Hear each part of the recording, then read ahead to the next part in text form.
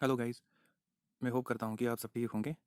तो रिक्वेस्ट आई थी मुझे कि मैं अपनी जो है एक्सपीरियंस शेयर करूँ, और मुझे खुद भी लगा कि आपको मैं ये एक्सपीरियंस के साथ बताऊँ कि मैंने जो है ऑलरेडी ये स्किम्स का क्वालिफाई कर लिया है टाइपिंग, और उसके बाद जो जेकेएसएसबी का था वो भी क्वालिफाई किया हुआ है। और I am typing from last 3 years. मुझे पता है कि क्या क्या इश्यूज़ आपको फेस करने पड़ते हैं जो कि बिगनर होता है। तो इसीलिए मैं ये सेशन लाया हूँ ताकि इसके साथ साथ सबको फ़ायदा हो, और जो भी आपके डाउट्स आते हों, जो भी बिगनर है या जो भी आप प्रो बनना चाहते हैं टाइपिंग में, उसको पूरी एक्सपीरियंस के साथ मैं बताऊँ कि आपको क्या-क्या स्टेप्स लेने हैं ताकि आप अच्छे से टाइपिंग को क्वालीफाई कर पाओ। जो कि आपका ये देख सकते हो थंबनेल ही है इसका कि steps to be a typing pro, कि आप अगर बिगिनर भी हो तो उसके लिए मैं भी आगे बताऊँगा कि स्टेप्स क्या हैं। तो ये डिफरेंट एग्ज़ाम्स में टाइपिंग होता है, जेकेएसएसबी, जेकेपीएससी में भी होता है, केयू में भी होता है, और एसएससी में तो होता ही है।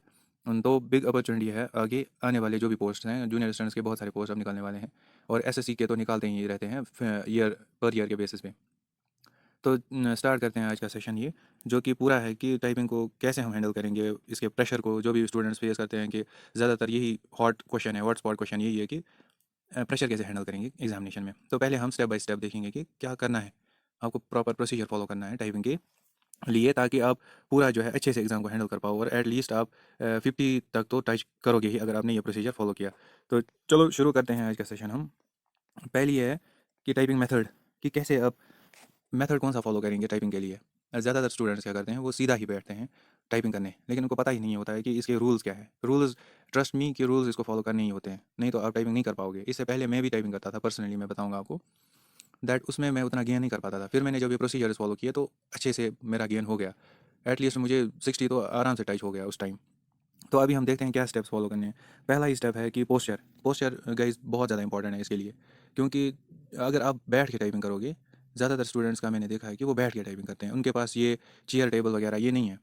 और ये सबसे बड़ा ड्रॉबैक होता है। टाइपिंग मार्क्स आपके क्यों कम होते हैं कि यहाँ से आपने, जब आपको पूरा लगता है कि आप जी 50 कर पाते हो, लेकिन जब आप एग्ज़ाम सेंटर में जाते हो तो फॉर एग्जांपल अगर आपकी स्पीड 50 होगी तो आप 45 पर पहुँचते हो। क्यों? उसका रीज़न यही है कि आप बैठ के मैक्सिमम टाइपिंग करते हो। तो उधर आपको बैठ के टाइपिंग नहीं करनी पड़ती, उधर मेरा मतलब कि चेयर पे आपको टाइपिंग करनी है। बैठ के तो टाइपिंग करनी है ऑब्वियसली, लेकिन चेयर पे बैठना आपके लिए बहुत ज़्यादा ज़रूरी है, क्योंकि इससे 2 फ़ायदे हैं। एक तो टाइपिंग आपको आएगी, आपके जो आर्म्स होते हैं ना वो रिलैक्स रहते हैं इससे। टाइपिंग की वजह से जो आर्म्स होते हैं ना वो पूरी तरह जो है रिलैक्स रहते हैं। तो आप मोर ड्यूरेशन के लिए फिर प्रिपेयर रहते हो, कि अगर आप फॉर एग्जांपल 5 मिनट के लिए टाइपिंग करते हो ना, इससे आपको रिलैक्स होके आप ज़्यादा देर तक टाइपिंग कर पाते हो। और दूसरा ये है कि बैक पेन जो है आम है, इस बात जब प्रैक्टिस करते हो ना, जो बैक में ज़्यादा पेन हो जाती है उससे। तो इस पोस्चर से आप बहुत ही कंफर्टेबल रहोगे। तो पोस्चर बहुत ही ज़्यादा इंपॉर्टेंट है, आपका 90 डिग्री होना चाहिए, बहुत बहुत ही मस्ट है। और यहाँ से जाके अगर आप बैठ के टाइपिंग करोगे घर में, लेकिन वहाँ पे जब टेस्ट होगा तो आपको चेयर पे बैठना पड़ेगा। तो यही डिफरेंस जब वहाँ पे आएगी तो आपकी ऑब्वियसली जो है स्पीड कम हो ही जाएगी, इसमें कोई शक नहीं है। फिर कैंडिडेट्स क्या बोलते हैं कि हमें जो है ये कम कैसे हुए टाइपिंग में मार्क्स। रीज़न यही है कि आपने प्रॉपर जो है प्रोसीजर नहीं किया है होता है फॉलो। दूसरा होता है, जैसे आप देख पा रहे हो कि टाइमिंग जो बी पार्ट है नीचे, टाइमिंग लेसन। टाइमिंग जो होती है लेसन की, आप जो स्टूडेंट्स हैं वो 5 मिनट तक टाइपिंग करते हैं, और फिर बोलते हैं नहीं हम थक गए अब नहीं करेंगे। लेकिन ऐसा नहीं है, आपको बराबर 10 मिनट ये करनी है। पूरा लेसन 10 मिनट तक आप जो है, आपको पता होगा जो भी लेसन यहाँ पे करते हैं ना, आप कंप्यूटर पे जो करते हो, जिस सॉफ्टवेयर से करते हो, उसमें ड्यूरेशन का दिया होता है कि 5 मिनट्स, 10 मिनट्स, इवन 20 मिनट्स का होता है। लेकिन उतना आपको करना नहीं है, 20 मिनट्स का नहीं हो सकता, क्योंकि वो ज़्यादा लेंथी हो जाएगा फिर। तो 10 मिनट का आपको ड्यूरेशन रखना है। यहाँ से जो आधे जो स्टूडेंट्स होते हैं वो 5 मिनट का लेसन रखते हैं, और जहाँ जब वो वहाँ पर जाते हैं वहाँ पे 10 मिनट का लेसन होता है। उससे टाइम डिफरेंस आपको क्रिएट होती है, और आप वहाँ जब आपको आदत होती है 5 मिनट टाइपिंग करने की, वहाँ पर जब आप 10 मिनट के लिए बैठना पड़ता है तो आप थक जाते हो। उसी टाइम आपकी स्पीड कम हो जाती है, क्योंकि जो एक्स्ट्रा 5 मिनट आपको देने पड़ते हैं ना, उसमें आपकी स्पीड बहुत ही कम हो जाती है। ओके, जो आगे हम देखेंगे कि ये जो है ना C part, minimum lesson per day for beginner, और या जिसने एटलीस्ट जो 40 कर पा रहा होगा आराम से। जो बिगिनर होगा उसके लिए मैं ये कहूँगा कि एटलीस्ट आपको 1 आवर प्लस देना पड़ेगा। मीनस के मैं ये नहीं कह रहा हूँ कि 1 ही घंटा नहीं, 1 घंटे से ज़्यादा देना पड़ेगा आपको, एटलीस्ट 1 आवर 30 मिनट। और कई ये ऐसा नहीं है कि आपको एक ही स्ट्रिंग में ये करना पड़ता है। जैसे कि आपने 1-2 लेसन कर लिए, फिर ब्रेक ले लो, ठीक है। फिर उसके बाद जब आपका सही से मूड आ जाए या फ्री हो जाओ, फिर से आप 1 घंटा दे दो, तो उसी में आपका जो है ना टाइम बराबर हो जाएगा उस टाइम। और ये बिगिनर्स के लिए मिनिमम आपको 1 आवर प्लस तो देना पड़ता है पर डे। मैं बोल रहा हूँ, इसमें कंसिस्टेंसी होनी चाहिए। ऐसा नहीं है कि आपने 1 दिन कर लिया, या 2 दिन या 4 दिन कर लिया, फिर आपने बोला आज 1 दिन में ब्रेक ले लूँगा, ऐसा नहीं होता। इसमें consistency is the key. Even जब आप रिटर्न के लिए भी क्वालिफाई करते हो तो वहाँ पर भी यही रूल फॉलो होता है, that consistency should be there. So D part ये है कि don't look at the keyboard often. ज़्यादातर क्या करते हैं, वो कीबोर्ड की तरफ देखते हैं कि कौन सा डिजिट कहाँ पे है। हाँ, ये बिगिनर्स के लिए ये होता है कि वो थोड़ा थोड़ा उनको देखना ही होता है कि कहाँ पे कौन सा है। वो उनका उनकी वो जब वो बिगिन करते हैं तो उनको अगर वो देखेंगे भी तो उनकी दिक्कत उतनी नहीं होगी आगे। फिर ज़्यादातर आपको अवॉइड ही करना होता है कि आप ज़्यादातर कीबोर्ड की तरफ मत देखो। मे बी आपको 1 महीना लगे आपके फिंगर्स को एडजस्ट करने में कि कौन सी की कहाँ पर है, लेकिन आप ज़्यादातर कोशिश करो स्क्रीन की तरफ देखना। कीबोर्ड की तरफ मत देखा करो ज़्यादा। ज़्यादातर जो है ना वो कीबोर्ड की तरफ ही देखते हैं, फिर वहाँ से टाइप करते हैं, बीच-बीच में वो स्क्रीन को देखते हैं। उससे आपकी स्पीड ज़्यादा से ज़्यादा 45 40 पहुँच जाएगी, उसके बियॉन्ड आप नहीं पहुँच पाओगे। वो ही मेन गलती है इसमें कि आप स्क्रीन को नहीं देखते, कीबोर्ड को ज़्यादा देखते हो। Does keyboard matter? क्या कीबोर्ड मैटर करता है इन चीज़ों में? हाँ जी, कीबोर्ड तो बहुत ज़्यादा मैटर करता है। विच कीबोर्ड टू यूज़, हार्ड और सॉफ्ट? कौन सा कीबोर्ड यूज़ करेंगे आप? हार्ड कीबोर्ड यूज़ करेंगे कि सॉफ्ट? गाइस ये डिपेंड करता है। जैसे आप अगर बिगिनर हो तो मैं अपनी एक्सपीरियंस से ये कहूँगा कि आप हार्ड कीबोर्ड यूज़ करो, क्योंकि जब आप हार्ड कीबोर्ड यूज़ करोगे तो आपको ज़्यादा प्रेस करना पड़ेगा। प्रेस बटन जब आप करोगे ना उससे आपके फिंगर जो है ना स्ट्रांग हो जाएंगे। फिर आपको चाहे आपको सॉफ्ट दिया जाए या हार्ड दिया जाए उससे कोई फ़र्क नहीं पड़ेगा। जैसे ही आपने हार्ड पे टाइपिंग कर ली फिर नथिंग कैन स्टॉप यू। अब ये ज़्यादातर होता है कि जो कैंडिडेट्स हैं ना वो ज़्यादातर बोलते हैं कि यार कौन सा ब्रांड है वहाँ पे, कौन टेस्ट में मैंने देखा है अक्सर वो बोलते हैं कि हाँ इस प्री लैब में, या वहाँ पे होते हैं सेंटर्स में प्री लैब होती है, स्मार्ट लैब होती है, वो बोलते हैं कि किस लैब में कौन सा ये कीबोर्ड है। लेकिन मैं एक बात बताऊँ आपको, जो प्रो होता है ना, प्रो मीनस जिसके एटलीस्ट 55 प्लस होते हैं, 60 प्लस होते हैं, उसका मैटर ही नहीं करता चाहे आप उसको हार्ड कीबोर्ड दो या कोई सॉफ्ट कीबोर्ड दो, उसके लिए वो मैटर कभी नहीं करेगा। क्योंकि जो भी उसको कीबोर्ड दोगे वो उस पर पूरा कर लेगा, बल्कि उससे ज़्यादा ही कर लेगा। क्योंकि once you have adjusted your fingers then it's easy for you. आपको कोई भी कीबोर्ड दिया जाए तो आप इजीली कर पाओगे उस चीज़ को। और वैसे भी अगर आपको जानना है वहाँ पे ज़्यादातर कम्पैक्ट के कीबोर्ड्स होते हैं जिनको चाहिए स्टूडेंट्स को लाना। जो भी जो प्रो है उनको कम्पैक्ट अगर चाहिए वो लाएंगे, लेकिन मैं कहूँगा कि एचपी का बहुत ही बेस्ट रहता है, वो हार्ड भी होता है और प्रैक्टिस भी आपकी अच्छे से होती है। और ज़्यादातर कोशिश करो उस कीबोर्ड पे प्रैक्टिस करने की जिनके बटन जो है ना वो ज़्यादा ये होते हैं, ब्रॉड होते हैं। ऐसा नहीं कि नैरो बटन्स आप एचपी के भी डुप्लीकेट आते हैं, उसके बहुत ज़्यादा नैरो ये बटन्स होते हैं, उसको एडजस्ट करने में आपको टाइम लगेगा। जो बिगिनर हैं उनके लिए मैं बोल रहा हूँ। चौथा ये है कि how much time will it take for a beginner?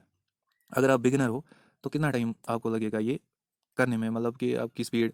आधे बोलते हैं कि भाई मेरी 35 हो जाए वो ही बहुत है, लेकिन आपको ये समझ में, ये दिमाग में रखना है, पहले ही ये समझ में आना चाहिए कि you have to your marks are out of 20 and you should probably you know आप ज़्यादातर उसी में कोशिश करो मार्क्स लाने की। ये तो पता ही है आपको, ये 35 हो गया तो पास तो हो ही जाएगा, लेकिन यहाँ पे मार्क्स ये मैटर करता है। और ये तो आपको पता ही कि न्यू पैटर्न में एक एक मार्क्स जो है बहुत इंपॉर्टेंट है। तो क्वेश्चन के तरफ फिर से आते हैं कि how much time will it take for a beginner? कितना टाइम लगेगा एक बिगिनर के लिए? अब देखो बहुत सारे यूट्यूब्स में आपको वीडियो मिलेंगे जिनमें आपको बोला जाता है कि 20 दिन आप हमारे साथ रहो, हम ये करवाएंगे वो करवाएंगे। ऐसा नहीं है। ये एक रिटन एग्जाम नहीं है जो जिसमें आपको क्रैश कोर्स किया उनके जो है टिडबिट्स हैं, ट्रिक्स बताई जाएँ और आप कर लोगे। ये पूरा ये है ना जो प्रैक्टिस बेस्ड है, ये रिटन नहीं है। So with my personal experience मैं ये बोल सकता हूँ कि एटलीस्ट आपको 3-4 महीने तो लगेंगे ही। जो मैंने ऊपर कहा अभी कि कितना टाइम वगैरह देना है उसके हिसाब से, और कंसिस्टेंसी जब आपकी रहेगी तो मिनिमम 4 मंथ्स तो लगेंगे, 3 to 4 मंथ्स तो आपको लगेंगे ही लगेंगे, कोई शक नहीं है। ज़्यादातर स्टूडेंट्स क्यों आउट होते हैं, वो कहते हैं कि मैं 1 महीने में शायद इसको कर लूँगा, लेकिन इट्स नियर टू इम्पॉसिबल। ऐसा नहीं हो सकता। आपको प्रेशर भी हैंडल करना होता है, आपको ये मार्जिन भी रखना होता है कि अगर मेरी इतनी स्पीड है तो वहाँ पर कितनी निकलनी चाहिए। तो बिगिनर्स के लिए मैं बोलूँगा अभी से प्रैक्टिस स्टार्ट कर लो, आप कर लोगे, कोई दिक्कत नहीं है, अभी टाइम है आपके पास। और अगला क्वेश्चन जो ये पूछते हैं ज़्यादातर स्टूडेंट्स, वो है प्रैक्टिस ऑन इजी, मॉडरेट और हार्ड लेसन्स। और किस पे आप प्रैक्टिस किस पे करोगे जब आप लेसन करते हो? तो ज़्यादातर मैंने स्टूडेंट से बात भी करता हूँ मैं अक्सर, तो वो कहते हैं कि हम ये स्टोरी बेस्ड पैरा, एक ही पैरा पे हम ये टाइपिंग कर लेते हैं, वहीं पर आप गलती करते हो। That is the main thing where you are wrong. आप एक ही पैरा को जब आप बार बार टाइप करोगे ना, वहाँ थोड़ी वो पैरा आएगा, आपको रैंडम पैरा डाला जाएगा वहाँ। कोई भी न्यूज़, कोई भी किसी भी पेपर की कटिंग आपको डाली जाएगी, कोई भी करंट न्यूज़, जेके के रिलेटेड या वर्ल्ड के रिलेटेड कुछ भी आएगा वहाँ पे। वहाँ ऐसा नहीं है जो आपने पैरा घर में किया वही आएगा वहाँ पे, ऐसा नहीं है, ऐसा नहीं हो सकता। तो जो आप अगर एक ही पैरा पे प्रैक्टिस करोगे वो ऑब्वियसली आपको याद हो जाएगा, फिर तो आपको ईजी हो जाएगा ना वो उसमें मार्क्स लाना। तो या क्वालीफाई भी हो जाए यहाँ पे, लेकिन वहाँ पे नहीं होगा। ऐसा आप दिमाग में मत रखो। बिगिनर के लिए मैं ये कहूँगा कि आप ईज़ी पैरा पे पहले ट्राई करो, ईज़ी टू मॉडरेट पर जाने की कोशिश करो, मॉडरेट पे जाने की कोशिश करो। मॉडरेट मीन्स कि मॉडरेट पैरा किसको कहेंगे? पैराग्राफ, मॉडरेट पैराग्राफ जिसको प्रैक्टिस हो जाए ना, उसको उस वाले पैरा को कहेंगे जो कि जिसमें थोड़े-थोड़े जो है ना न्यूमेरिकल बेस हो, हैश वगैरह किसी-किसी जगह आए। और जो हार्ड लेसन है ना, उस पे मैं प्रोज़ के लिए ये बोलूँगा कि आप हार्ड ही लेसन प्रैक्टिस करो। और इवन बिगिनर्स को अगर उनको भी लगे वो हार्ड ही पैरा ज़्यादा यूज़ करें। उससे आपकी जो है ना सेंस बढ़ जाएगी, आपकी प्रैक्टिस बढ़ जाएगी। फिर आपको जब ईज़ी देंगे तो आप उसमें आसानी से निकाल पाओगे। और हार्ड पैरा हम उसको ज़्यादातर मैंने स्टूडेंट को वो देखते हैं कि लेंथी वर्ड्स हैं, इसी को शायद हार्ड कहते हैं। नहीं, हार्ड पैरा वो होता है जिसमें न्यूमेरिकल प्लस ये होगा, टेक्स्ट होगा। ऐसा नहीं कि लंबे वर्ड्स, जो भी प्रो होता है ना उसको पता होता है कि लंबे वर्ड्स जो आते हैं ना अक्सर लेसन्स में वो इजी होते हैं देन जो शॉर्ट वर्ड्स होते हैं, ये सिर्फ उनको पता है जो प्रो होते हैं। और बिगिनर्स को शायद ये लगता है कि जो शॉर्ट वर्ड्स हैं उससे ज़्यादा ज्ञान होता है। नहीं, जो लंबे वर्ड्स होते हैं वो ठीक होते हैं ज़्यादा एज़ कम्पेयर जो छोटे वर्ड्स होते हैं, क्योंकि उसमें जल्दी कर देते हैं लड़के या जो भी कैंडिडेट्स होंगे वो बोलते हैं एक्साइटमेंट हो जाती है कि हाँ ये करूँगा, तो वही गलत हो जाता है लास्ट में। अब ये है कि सिक्स क्वेश्चन ये है कि how to handle pressure during typing test. ये सबसे इंपॉर्टेंट क्वेश्चन है, ठीक है। सबसे इंपॉर्टेंट यही है कि आप प्रेशर को कैसे हैंडल करोगे। ये है कि आप इग्नोर करोगे नॉइज़ जो भी होती है around you, focus on accuracy, accuracy पर पूरा फोकस करो और एडजस्ट योर सीट। मेन गलती कहाँ होती है, यहाँ पे आप जाते हो ना, नर्वसनेस होती है कैंडिडेट्स को, ओके। तो उस हिसाब से उनको लगता है कि वो चेयर पर ऐसे ही बैठे हैं, उनको ये ख्याल ही नहीं रहता इसका एडजस्ट भी होता है, सीट का जो है ना एडजस्ट भी होता है। आप एडजस्ट करो आराम से, आपको देते हैं वो टाइम। ऐसा नहीं है कि आप वहाँ से आए और यहाँ से कहा आपको चलो जी शुरू हो जाओ, ऐसा नहीं होता। आपको अच्छे से टाइम दिया जाता है, आपको बोला जाता है कि आपकी सीट जो है आप उसको एडजस्ट करो।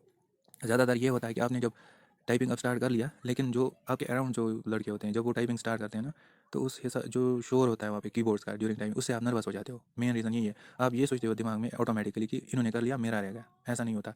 आप कॉन्फिडेंट हो जाओ अपने जो है टाइपिंग में, और जितना हो सके आराम से टाइप करो, प्रेशर मत लो।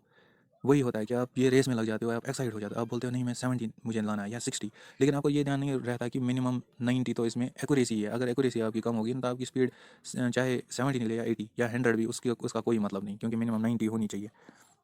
लास्ट इंपॉर्टेंट क्वेश्चन है, व्हाट इज इंपॉर्टेंट, स्पीड और एक्यूरेसी। जैसे मैंने अभी बोला आपको, सबसे इंपॉर्टेंट है एक्यूरेसी। एक्यूरेसी जब तक मेंटेन नहीं होगी आपकी स्पीड गेन नहीं होगी। एक्सपर्ट्स जो भी होते हैं ना, जो भी फास्टेस्ट है अभी वर्ल्ड में, या जो भी इनकी राय है उस हिसाब से मैं बोल रहा हूँ, और पर्सनली मैंने भी ये चेक किया है that when you maintain accuracy you will gain speed. ऐसा नहीं है कि आप स्पीड पे ध्यान रखोगे एक्यूरेसी का आपने सत्यानाश कर लिया, ऐसा नहीं होता। आपको जब एक्यूरेसी पे ध्यान दोगे ना, स्पीड अपने आप गेन कर लोगे, उसमें आपको कोई दिक्कत नहीं आने वाली, ठीक है ना। आप एक्यूरेसी पे, जब आपकी एक्यूरेसी 95 प्लस होगी ना, तो आपकी इतनी कॉन्फिडेंस आ जाती है, फिर आपको प्रेशर आप आराम से हैंडल कर पाओगे प्रेशर को। लेकिन जब आपको श्योर होंगे कि आपकी एक्यूरेसी 95 रहती है एवरेज हर एक लेसन में। चलो थैंक यू गाइज, मुझे ये पूरा यकीन है कि आपके डाउट्स क्लियर हुए होंगे यहाँ पे अच्छे से। तो अगर कोई इशू और आ रहा है इसमें, तो मुझे कमेंट सेक्शन में आप बोलो, then I will try to clear that issue. Okay, Allah हाफिज़।